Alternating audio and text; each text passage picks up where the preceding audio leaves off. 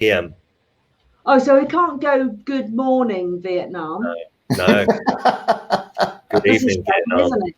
Yeah, that's a shame. Now I think we might have just had a little bit of a technical glitch in the fact that I think that we have only just gone live. And so that's a bit weird. So all that last bit that I said in the leader, I don't know if we've got that on there. So just for people who are starting to join, this is the third in the series of talking to children, of how we talk to children about money. The aim of these lunchtime on LinkedIn sessions is to open the door to conversation about money so that we can talk about it easier, feel about it better, and use it more wisely. Oh, I quite like that.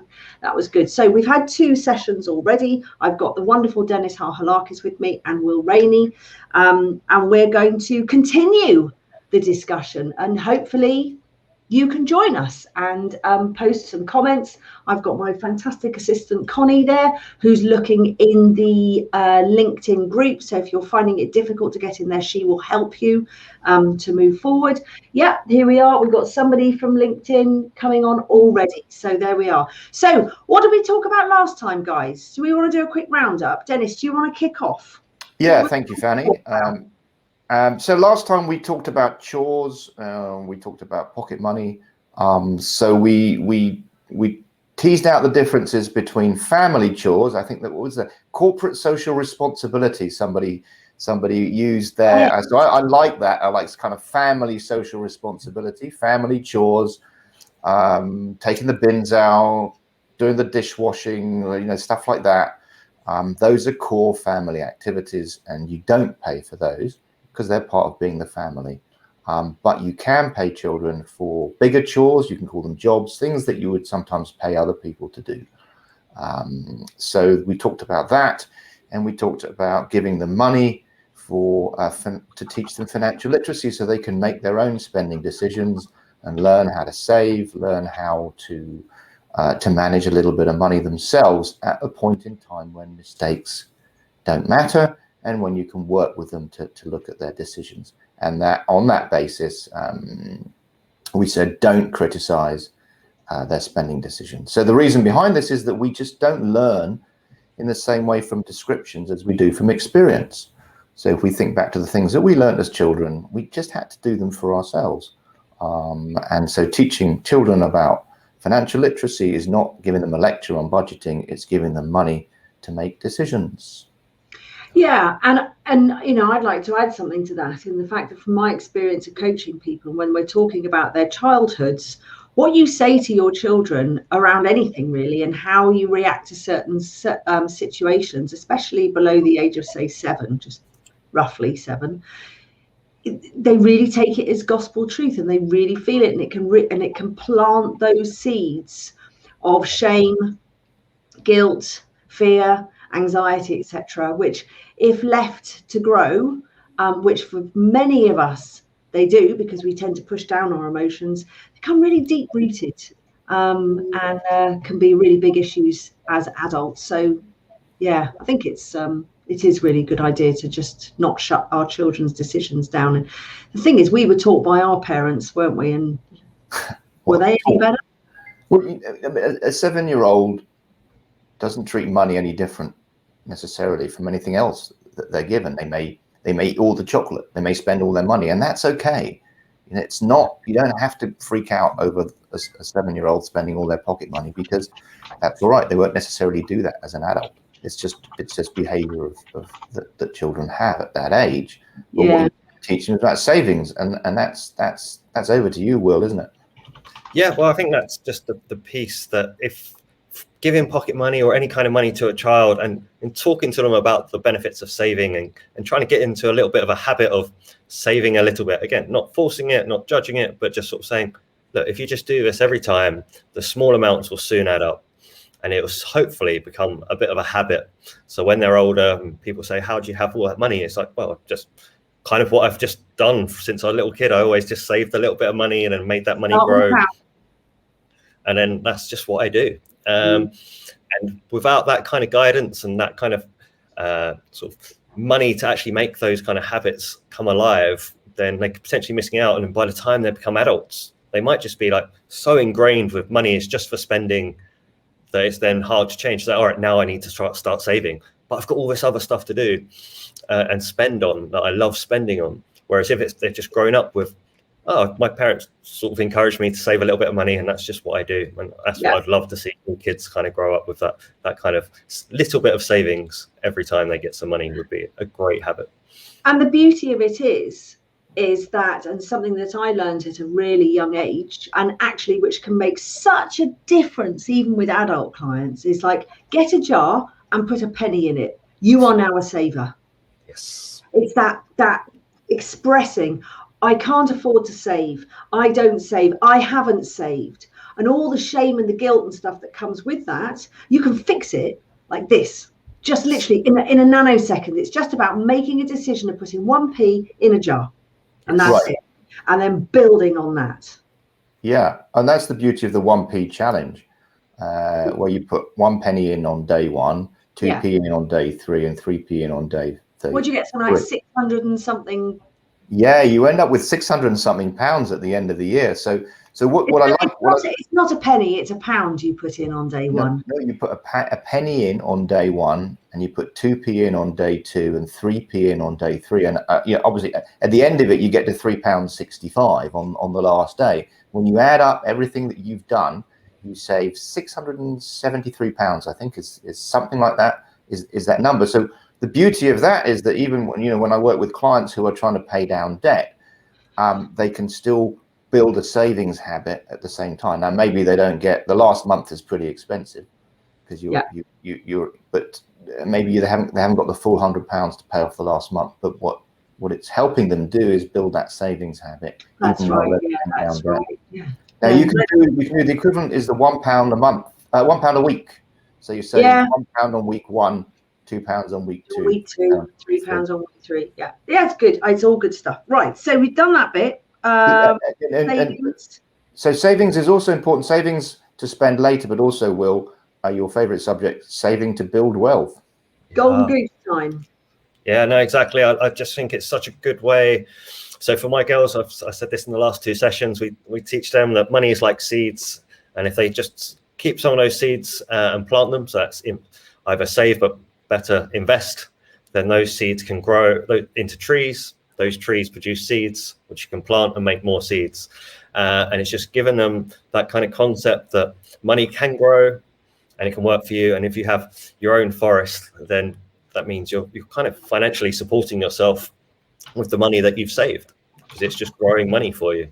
And I just want that to be what my kids kind of visualize they're doing with their money. They've got this kind of concept of this, what we call the freedom forest, kind of growing as they save a little bit of money as they're growing up. It's just something that you're not going to be taught that anywhere else. So I hope that all the parents listening to this kind of can use that analogy. Right. So that was last week. That was what we've been talking about. Let's move on to fresh ground. Do we Fanny, should we put up the quick slide on allowances just to share that one with the parents here? So last week we didn't have the slide about allowances, but I thought just share with you the allowances calculations for 2 of my kids, and just so you've got an idea of that one. Yeah. And it's interesting. We've got, just to let you know who's popped in, we've got Jason Greystone with us today, who's a great friend of mine and a real avid, well, he's just Mr. Wealth Builder, really. And I know that he's got 2 boys, etc. So anyway, anything you want to throw into the mix, Jason, let us know. We've got Simon Jones with us as well from Bristol, which is great. He's come back. So we've got some good people watching. So talk us through it, Dennis. Yeah. So so for my 14-year-old, the way we calculated his allowance was that he would get enough money for 2 cinema trips. It's up on the screen. 1 trip to famous Nando's, was this pre-lockdown, and he got £1 a day for sweets and incidentals. So he still gets £50 a month. £10 he transfers automatically to his savings account. So this is electronically transferred to him. We also pay £10 a month into an ISA for him. I think there's my 18-year-old as well. Can you click that? Is that on there? If you click there we go. So my 18-year-old was at college. They didn't have a canteen at college, so he got £5 a day. And he went, and then, you know, he'd like one cinema trip, going out, incidentals and bits and pieces. And so his total was, he did rather well out of that, £165. Essentially, it's just giving him money to make decisions around things that he wanted to buy for himself. So we don't buy him any T-shirts anymore. He buys all his own books. Going out, not so much these days, but again, so that allows him to save that money he's saving up for hopefully a trip abroad when he can. So we that's just to give you an example of a calculation, the way you can look at it. What about you, Will? What do you give your two? Yes, my kids are just 6 and 8, so we actually just give them pocket money. So we give them about £3 a week, which goes quite far here in Vietnam. But they do get 10 million dong, isn't it? It's a lot more. Or what's it? Yeah, it's about nearly 100,000 dong each week, which they get to use to buy and save up for toys. So we don't generally buy them many toys except for birthdays and Christmas. And if they want toys in between, then they kind of save up with that money to buy what they want to buy. I've got to be really careful how I talk about this because I've got my daughter sitting behind me now. I can't remember what we did pocket money wise. What did we used to do? I know, see, both of mine got jobs at the age of 11. I sent them off to the workhouse at 11. So you had your own money then. I can't remember what we used to do with pocket money. Clean. What it'd be chores for money. Oh yes, it was chores for money. But for instance, I don't think I was doing like ordinary chores. It was like saying taking on something regularly so that I didn't have to do it. Like cleaning the bathroom. I wouldn't expect a child to clean the bathroom, really. So I don't know, maybe I'm just going to be breaking all the rules here of what we've been talking about. I don't know. Chimneys, did you? But I think from my point of view, bit of following my parents' example, they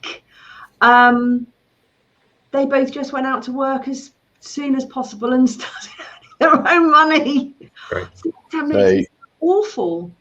One of my clients, I was talking to her about kids and money, and for her kids, they get pocket money, but they need to save some of that to buy presents for their friends. So when their friends don't have birthdays, they have to buy their presents. They've got allowance to include buying presents for their friends, and that changed the whole decision-making process around how much money and how many friends they wanted to go and have parties with. It sounds a little harsh, but really the point is simply that it focuses the child's mind on making decisions and trade-offs and what really matters. Whereas, of course, if it's not their money, they go, well, you know, mummy and daddy are paying, so it doesn't really matter.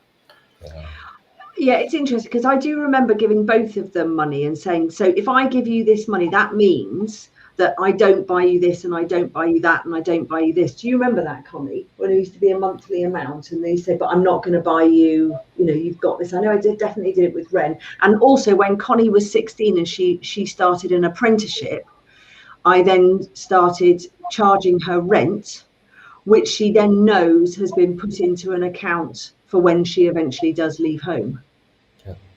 So I've done that, and I think that's okay. Had Juliet Robinson come on. She's fantastic. She's the sanity nanny, so she helps people with parents and parents with children, etc. She's gone, hello. Yes, start them early. Money conversations start when your child is 2 to 3 and wants some sweets or a toy, and you often retort to the words, no, we can't afford it. Giving pocket money to 4 to 5-year-old is a great way to start that appreciation of earning, saving. I know a little boy who gave his money to save the whale fund, as he felt so passionate about them. Oh, that's nice. Oh, that's really beautiful. Yeah. Will said, Kathy Body, another fellow money coach. Hurrah. Hi, Kathy. Hi, Kathy. I love Will's modelling of living from his Blue Tree Freedom Forest to his kids. If only all children grew up with a vision of this possibility. Hopefully one day they will. Hopefully one day they will, which is a great segue, is that the word we use, into moving on. Debt, tax, and investing. Will, please enlighten us. So my daughters, as I mentioned, are just young. They're 6 and 8, but I really wanted them to learn. Sorry, what's going on? I don't know what's going on either. There we go.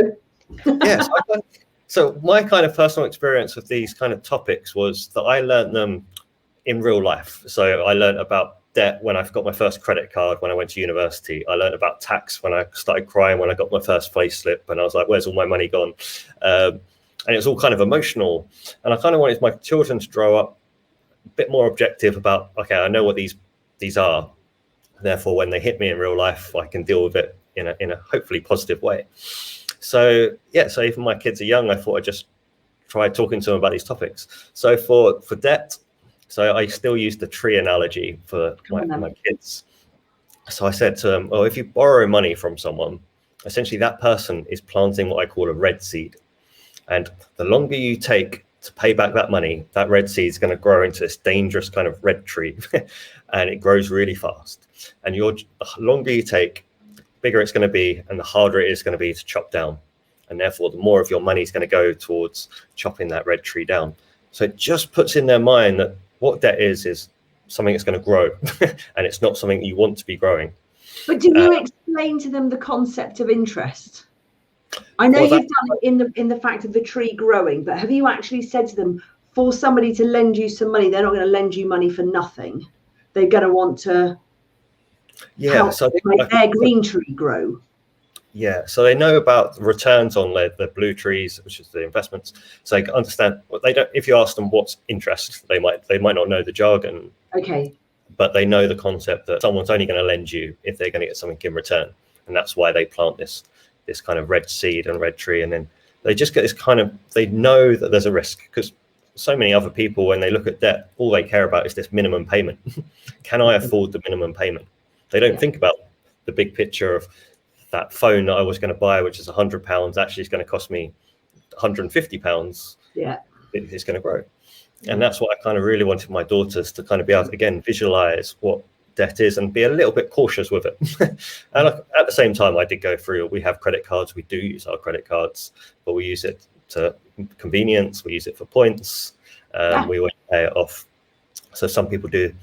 And we've also talked to them about mortgages as well, just to make sure we sort of balance the arguments. We say, well, for our house, we actually have debt.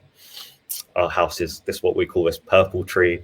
We have these red bushes, which are slightly different from red trees because they grow a bit slower. And their job is to try and cut away these bushes so you can see your beautiful purple tree, which is your house. So they kind of understand that it's kind of this stuff that grows and you don't really want it there. But yeah, red trees, they don't want red trees. They're the bad ones. But red bushes, they understand, are attached to the house. And again, they're only young, but the key is that they've got this concept of what is debt. And then when they're growing up, they're not just going to be blinded by, hopefully not blinded by the great marketing and sales that you're going to get with all of the credit card companies or the buy now, pay later schemes, which people just, they'll be hopefully understand, okay, this is a red tree.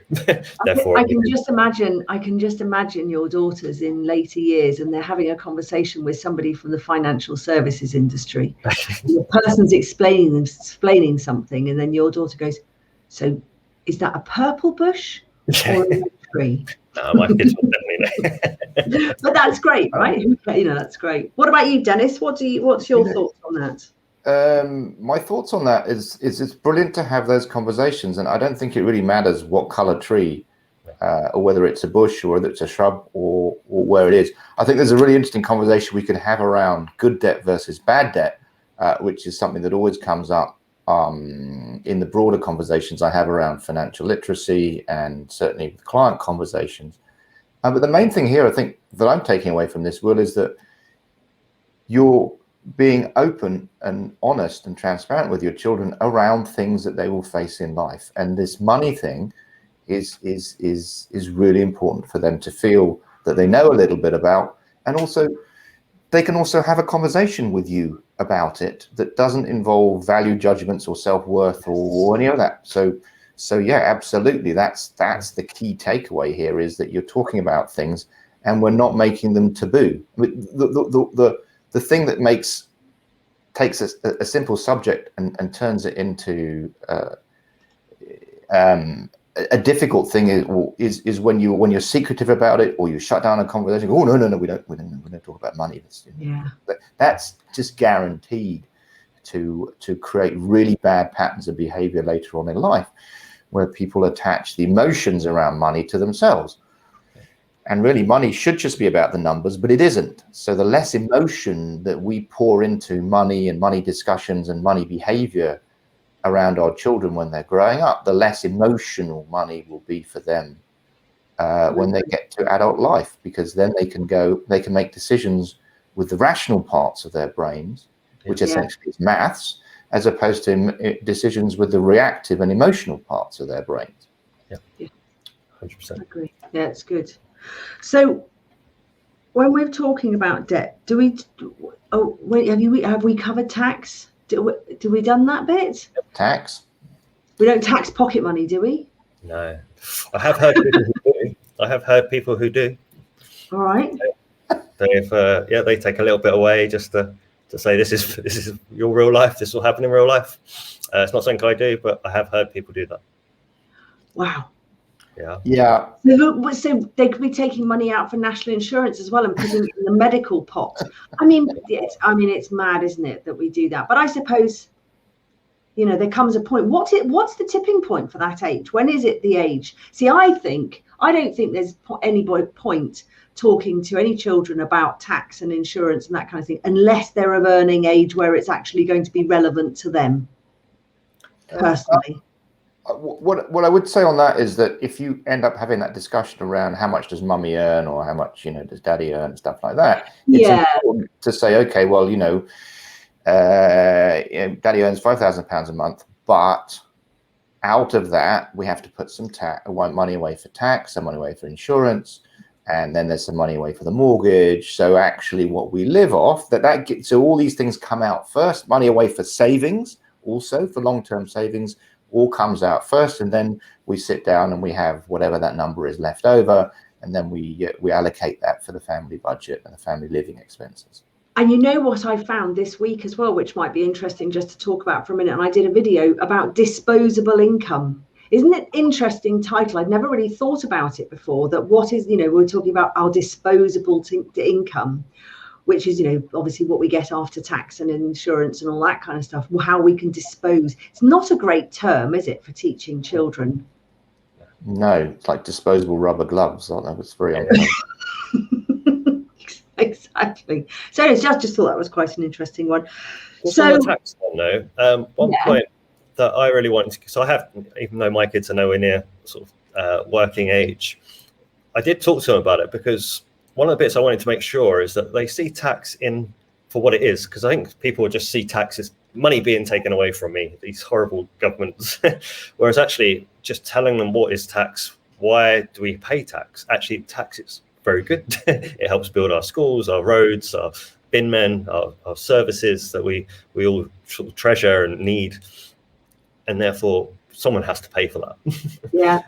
Everyone's kind of contributing. We take a little bit of money from here, a bit of money from there, and it kind of adds up. And then the more you earn, the kind of more that you're sort of contributing. So it just gives them a sense of tax isn't just a bad thing. Because I remember, I was one of the people who couldn't believe how much money the tax man had taken from me when I got my first payslip.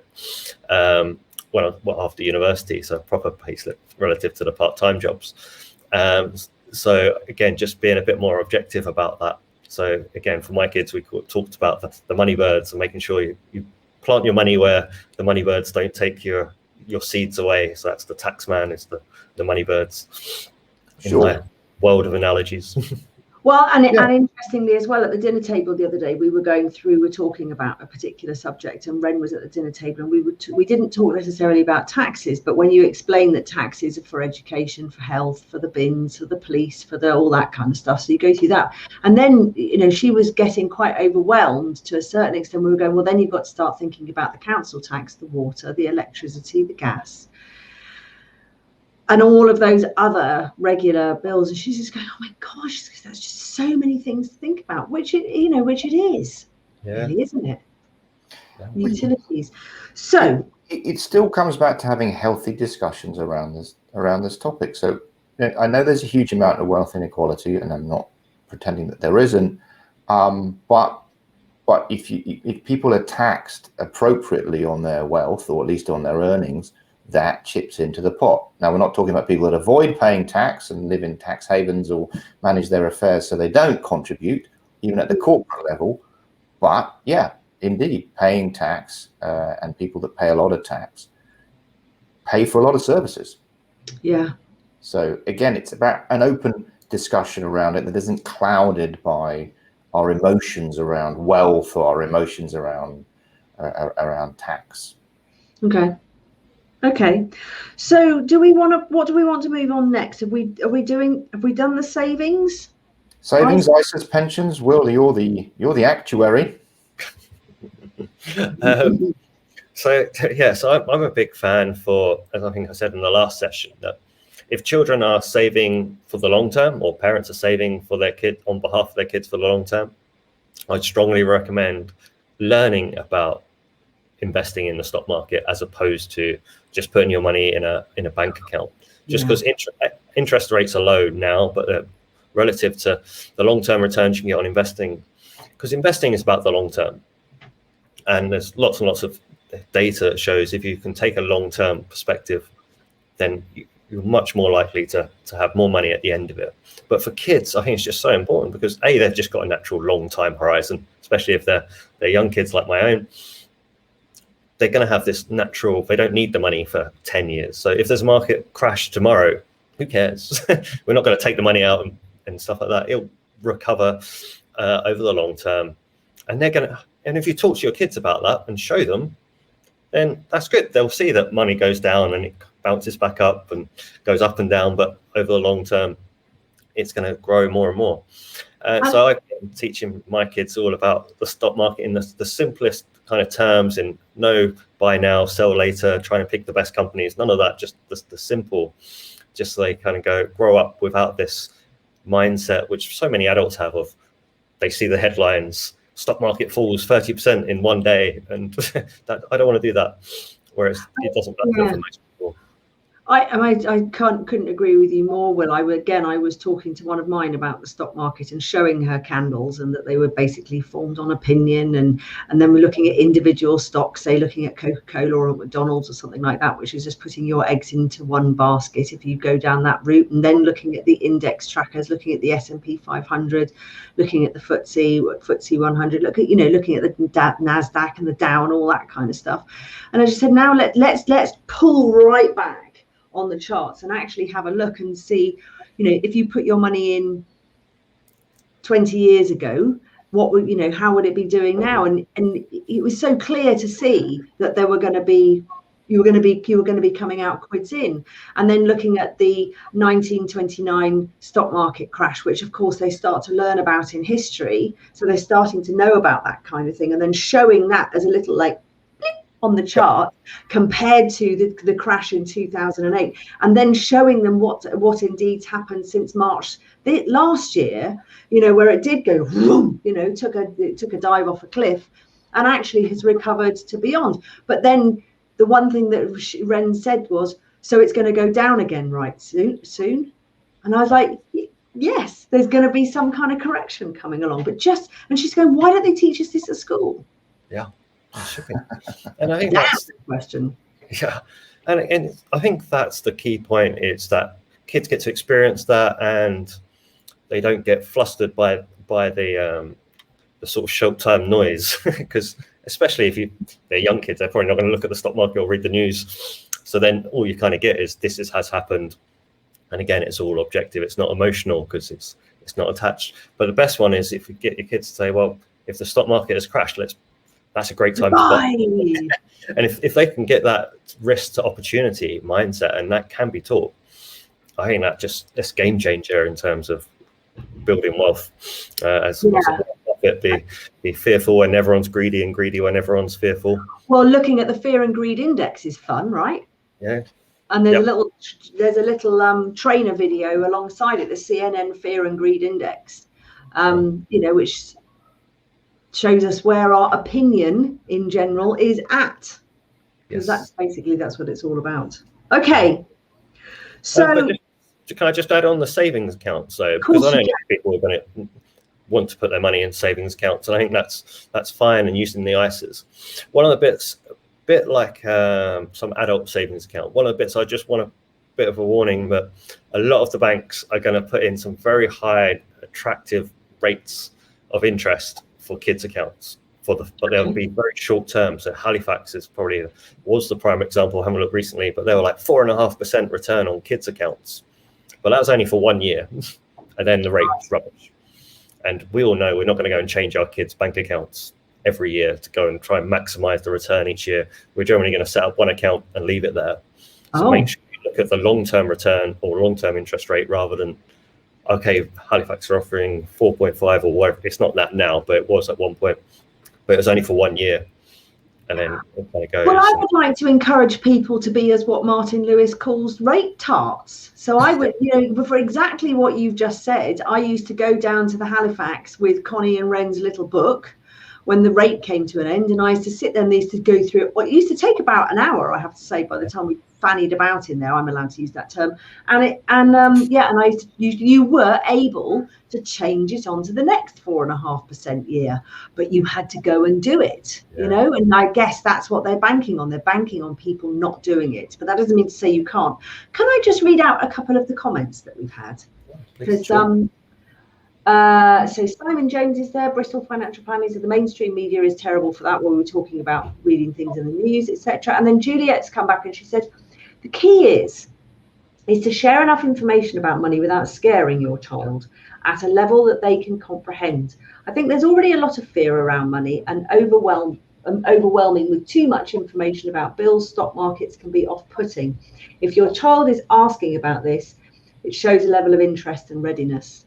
Yeah, I don't know if I completely agree with that, because I showed it to Ren, who wasn't really in a state of readiness, and afterwards she was like, wow, this is amazing. But yeah, I mean, if she was like 4, it might be a bit different. Well, the point I think from Juliet is also around how we message this whole process. So in reality, or in statistically, stock markets go down 3 months out of every 12 on a month-to-month basis, and they go up 9. Got you on that one, Dennis. I was going to say 7. Anyway, and of course that's why they go up over the long term. Is that 3 out of every 12 they go down, and 9 out of every 12 they go up. So it's okay to kind of focus on the noise around that, as long as you understand and you're clear that those 3 months could be scary, but in the end those 9 months will compensate and over time. And that's the message of just put it away and leave it for the long term. Just leave it in there, step away from the noise, and don't get distracted by it. So you're saving for your godson, and you're putting in £10 a month into the stock market. And how much do you reckon that'll be worth when he's 18? Oh, it's a few £1,000s. Yeah, I can't remember. It's £3,000 or £4,000, but you have to leave it alone, which means one of the interesting things about building good habits is letting inertia work for you. So if you've got bad habits, inertia takes you into a bad place, into a worse place. If you've got good habits, inertia takes you to a better place.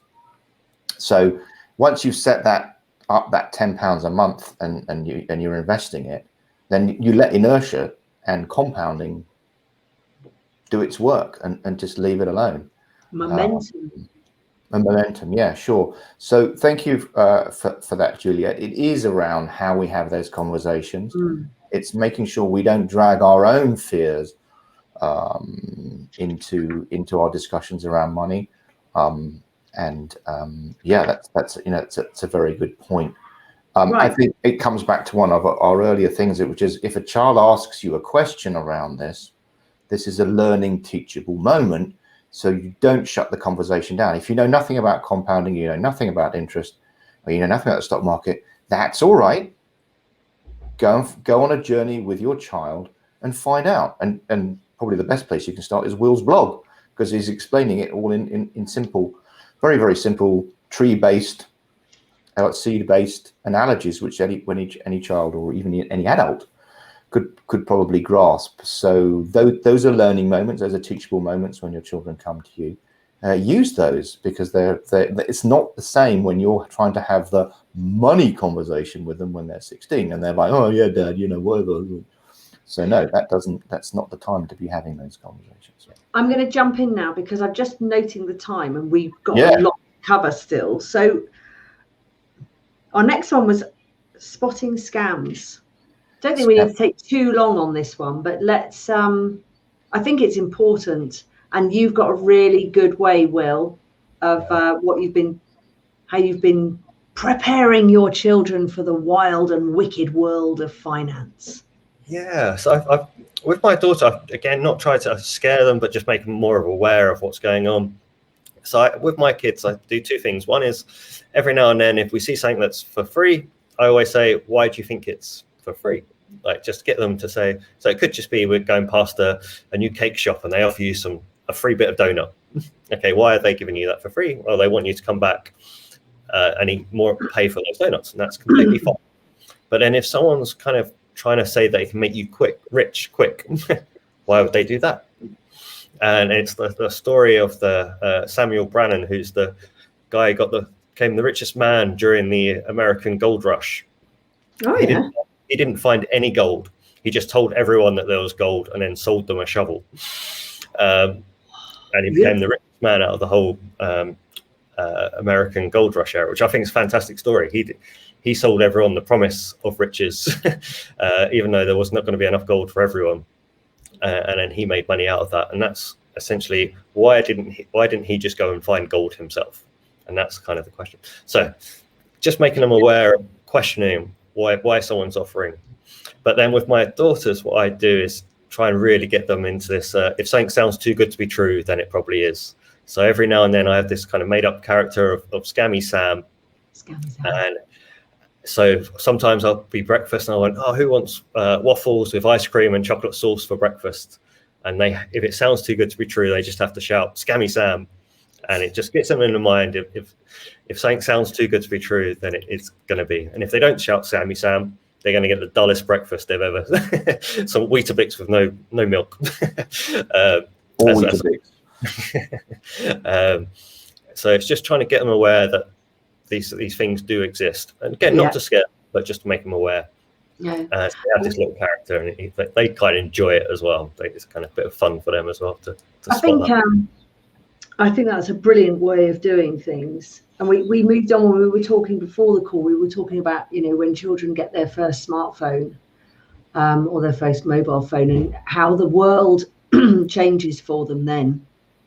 And the fact that I know both of my two get phone calls from HMRC, banks saying that, they've got to put their details in, etc., or naughty scams, as Connie was telling us around earlier, where she's been doing inappropriate things in front of a computer. Unless she signs over a whole load of money now, they're going to release videos of her, which of course is ridiculous. But it's there's a big world out there, and just that simple message of whatever message you get from any phone call you get on your smartphone that seems dodgy, or if you get a message, don't ever respond to that. Just go directly to the website and do it from there. I think is something that that can never be reiterated enough. And the process behind this is to try and get your kids to engage the thinking part of their brains. So when Will says, we're going to have waffles and bananas and blah, blah, blah, blah, for breakfast, they have to go, oh yeah, brilliant, that's great. Oh no, wait a minute, it's just Dad. So they have to disengage that part of their brain that gets totally excited by something. Yeah. And go, oh, wait a minute, no, that's probably too good to be true.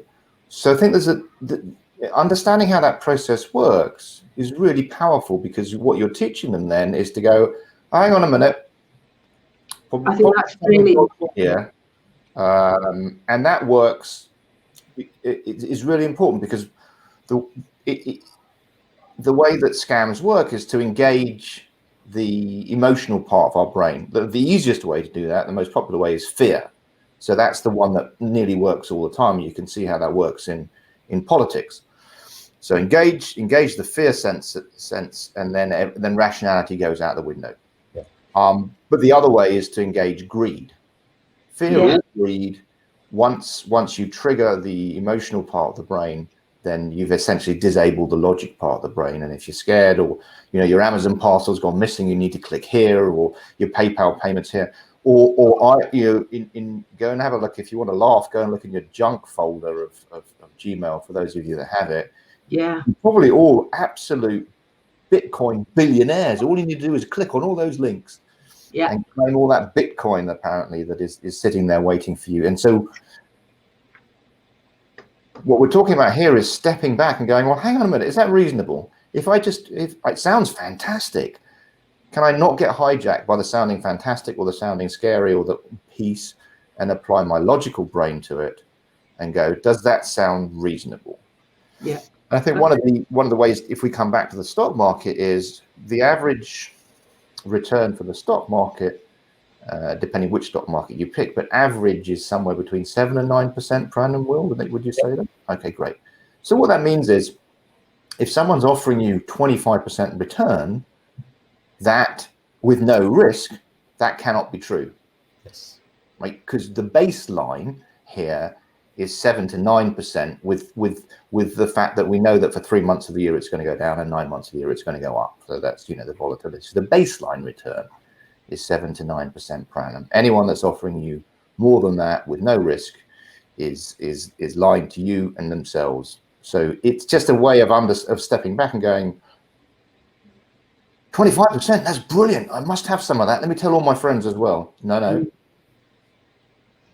Disengage the FOMO part, the emotional part, the bit that would love that to be true, particularly if you really need it, would love that to be true, and go, is it likely to be true? Yeah. The only 25% return and 85% interest rate that I'm aware of is what they charge you on credit cards, which is the one you want to avoid. Yes. So again, that's scammers set up to trick us into not using the logical part of the brains. Okay. Yeah.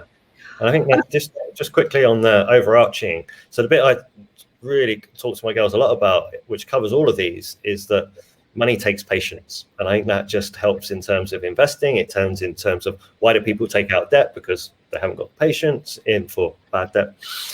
Same thing for scams. They fear on that everyone wants to get rich quick. Okay, you're a target.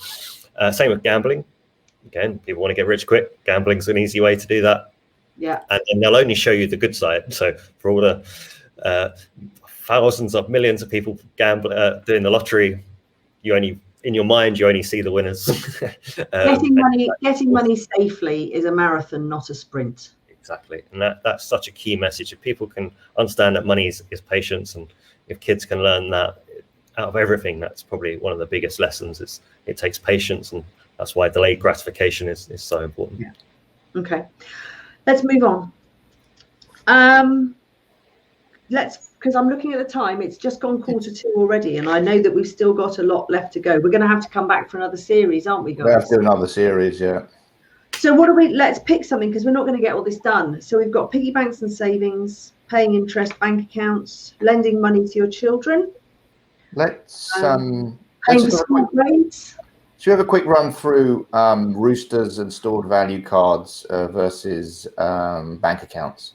All right. So once we move past piggy banks and pocket money, we're moving into allowances. We're moving to paying your kids sums of money. And there's two ways you can go.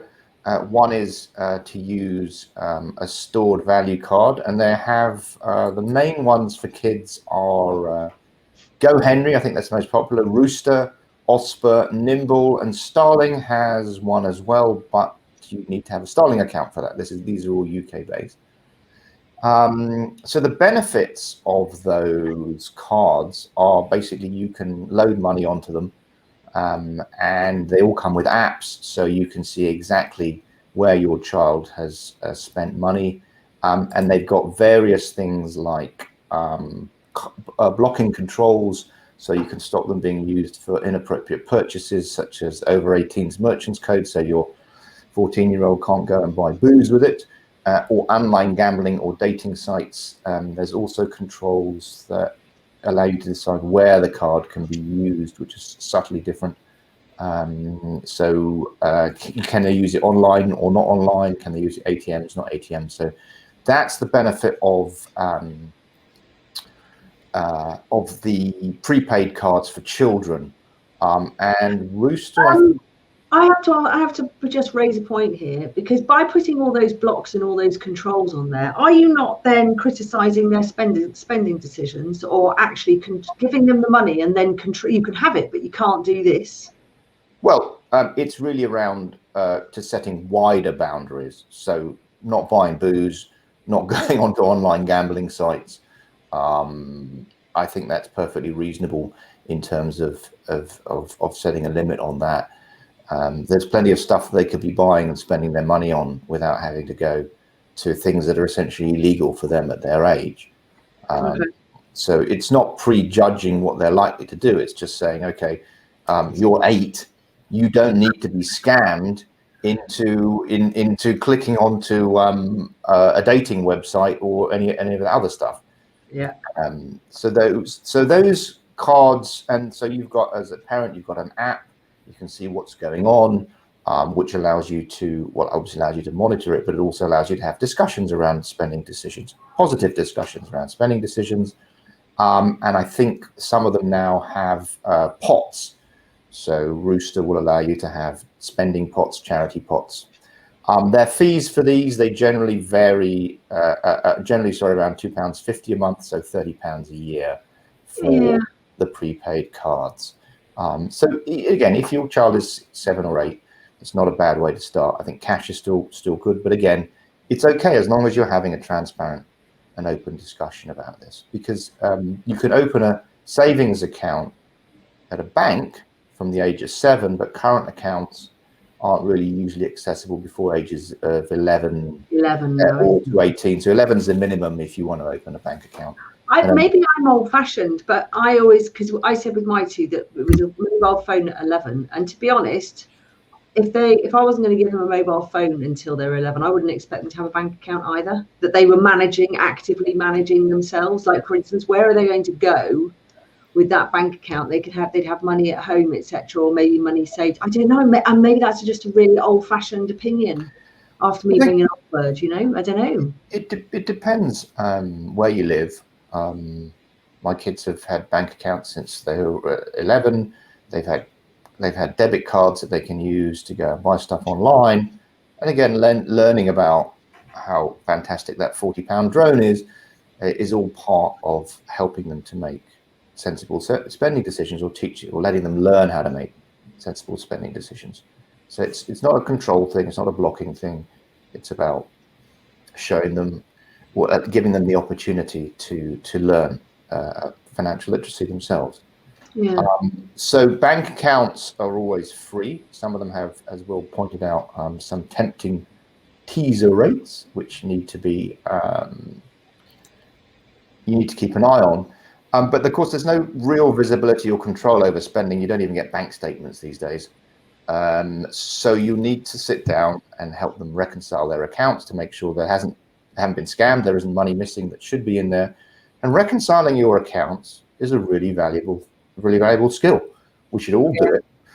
I know we've had this discussion around money dashboard aggregator sites that help people understand where their money is going, and checking off purchases and transactions against things that you've bought, and putting the rest into various buckets so you can do proper budgeting with it. So when you get round to setting up a bank account for your kids, always set up a savings account as well as a current account. And then with my kids, money's paid into their current accounts, and they have standing orders to pay into their savings account. So you need to introduce a little bit of friction on this. Friction is important. The money goes into the savings account. Yes, it can come out of the savings account, but it's in there and it needs to be moved. That is a minimum amount of friction. Saving needs to happen first. You don't get the money in. They don't save what's left over. They start with the saving, and then they what did you call it? Disposable income. Then they're allowed to spend the rest of it. Savings account can be used for birthday and Christmas money. So yeah, friction is important, because everything's frictionless. They can see something that one of their friends has because it's on their Instagram feed, wave a card. The next thing you know, there's a guy from Amazon at the door with that particular item. So as human beings, that we have in this house. we're hardwired for instant gratification. So one of the things that a friend of mine does with his kids is he gives them money as premium bonds, which is still, they can still cash, but the process of cashing in the premium bonds, money for savings is means it takes a week or something for the money, and there's friction involved. There's a whole process involved. So if you want their savings to remain savings, make sure that there's friction involved in order for them to access it. Okay, so just to get the time, it's 5-2 now. Yeah, we've definitely going to do another series. Should we do a quick wrap up of I think all the we're going things to do a wrap up and then work out when we're going to have to come back and continue this on, because there's obviously so much still more to say. Will, do some wrap up for us. Yeah, I think today's been a lot about actual financial education with kids, and I believe that just starting to talk about different topics, whether that's investing, scams, debt, tax, with your children before it becomes kind of real life, just means that when it does become real life, they've got an objective view on these different topics. It's just going to give them be able to make good decisions when they're hopefully good decisions when they become adults and have money for themselves, rather than getting a bit emotional about that. And using tools. So again, getting your kids to save for themselves. I love what Dennis just said there. Teaching them to save a little bit before they start spending is a great little tool. And parents, I'd encourage all parents to think about investing for their kids. I think it's a great way to teach them about money can grow, which they're not going to learn naturally. They're going to see money is for spending naturally, but to learn that money can be saved and grown has to be taught. I think that's our role as parents to really help them do that. Yeah, I think, and just starting to save for your children as early as possible, really, and then showing them what you have for them. Doesn't mean so they can have it. I think for me, I think the most important thing is to try and let them know what real life is all about, but try and keep it as burden free as possible. What do you think, Dennis? Oh, they copy what we do and they copy how we behave. So in the end, it's up to us. If they want, if we want our kids to have good behaviors, we need to model them. And so without getting into parenting, we talk about money. My strongest takeaway or my strongest theme is always watch your own money behavior, and never shut down money conversations. Right? That would be my two key takeaways from the whole series around that. Is that because certainly as a money coach working with people and helping them unravel some of the negative messages they got as in their childhoods, that's where it starts. So we need to be positive. We need to send out positive messages around money use, money acquisition, and money management. That's when you think that through, that leads to all the other positive behaviors that we've talked about over the last few hours. So, here we go. We've got something come up. Michelle J. I think this has been really useful. Do you go into schools, or do you? She's just jumped. She's obviously reading our minds. Do you go into schools, or do you know of a company that do that for year 6 children and then into secondary school? I agree that as parents we can teach our children, but equally I know there are a lot of parents out there who wouldn't know where to start or have money worries themselves. Absolutely. And you're in the Hampshire area, Michelle. Okay. So let's talk about this, because this is obviously the next step until we come back. Dennis, where can people find you and what services do you offer? So you can find me at Cambridge Money Coaching. I do talks for parents. Address down there. Address down there. So if you've liked what we've talked about here, I do a 1-hour talk for parents that can be done at schools, for charities, whichever events you want, or you can get a few of you together and we'll do it online. So you can find me at Cambridge Money Coaching on Money and Kids page. Great. Okay. What about you, Will? Yeah, so to Michelle's question, my Bluetree, bluetreesavings.com is there to help every parent says, I want to teach my kids about money, but I don't know where to start.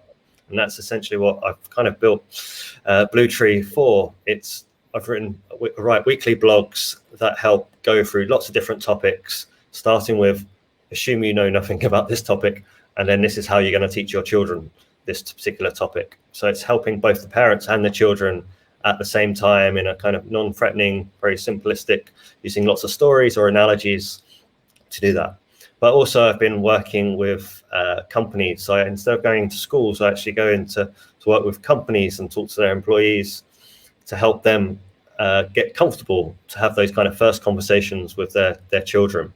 Because I do think it's so important, as Dennis mentioned earlier, about kids will replicate what their parents do. So whilst I think some of the charities that do go into schools are fantastic, it's always so much more powerful if both the parents and the kids are on the same page. And that's why. But I've also got an online course, which is on my website, for parents just go through lots of different topics to say, right, how do I talk to my kids about this, that, or the other, kind of any money topic. So it's all there to help parents have those conversations. Excellent. Yeah, that's fabulous. So yeah, I'd like to echo that as well. If you've enjoyed what you've heard us talk about and you think it'd be useful, go and talk to your HR department or someone and get Will or me or both of us or Fanny, or we'll all come in and do a session as to in the workplace, because I think it's critical that we help parents with the next generation. Excellent. No, that's really good. And yeah, and as far as I'm concerned, I mean, I'm delivering workshops almost every week now with housing associations, which has got people from across the board. So, you know, unemployed, long-term unemployed people with minor mental health issues. And I love working with teenagers. I've been a business advisor for the Young Enterprise Scheme for the local school for the last for 3 years, with running successful teams there. So helping them understand how money works in business, which also then obviously relates to personal finance. And I'm available for workshops in the workplace, and I have a number of out of the box workshops, which just range from mindset to managing money, keeping costs down, how to start saving and investing. So they're all there available. We're all available for everybody. And I think what one of the things you say, Michelle, is that it's we do, the parents and adults and even people working in financial services, just because you've learned how to teach or you've learned how to do something with money, that doesn't necessarily make you psychologically free from the unresolved money issues that so many of us have. So it's starting with that and just unpacking that and being able to, ask yourself, have to put that curiosity cap on and say, is there anything blocking me? What's blocking me from helping my child with money? And maybe starting with that. And there's plenty of help there as well. Okay. It looks like we're up, which is sort of quite sad, but I think we'll get some more dates in the diary soon. Simon Jones says, these have been great. Thank you. One topic for your new series could be talking to children and adults about pensions. Oh, is there an actor in that? Yay. Well, what do they say? They say if you put £200 a month into a pension for your child when they're born, isn't it something ridiculous? But by the time that they retire or something, they're going to have £1 million in there, even if you stop when they're 18. It's something like that, right? So that's something to talk about. Yeah. And absolutely. Great. Yeah, Regina says thank you. Michelle says thank you. So that's great. Guys, thank you so much for coming on. Sure. And thank you for your time. It's been a really fascinating subject. And I think that it's been a nice little trio of all different opinions and different thoughts. Yeah. So we'll talk about another series. We'll come back soon. And in the meantime, I just want to say thank you very much. And thanks to everybody who's been watching, whether it be on replay or on live. And keep your ear out. The next lunchtime on LinkedIn is next Tuesday, where I'll be talking to the YouTuber Oye, who likes to simplify complicated matters. So there we are. So again, thank you very much, Will. Thanks, Dennis. And pleasure. We'll see you soon. Take care. Thank you. Bye. Bye-bye.